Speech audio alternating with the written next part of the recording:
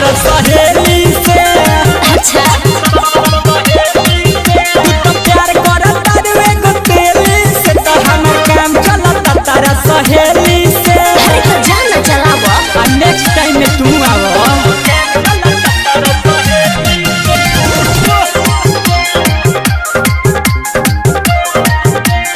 ललचा recording studio Gopalganj.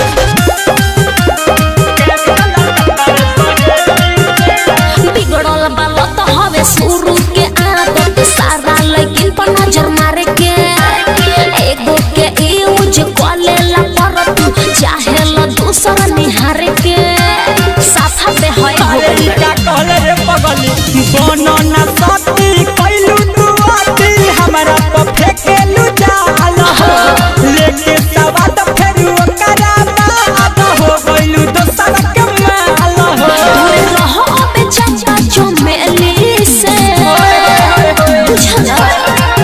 तू तो प्यार करत तारू एगो तेली से, तो हमर काम चलता तारा सहेली से। अरे तो मन न हाल हो तू तो प्यार करत तारू एगो तेली से, तो हमर काम चलता तारा सहेली से।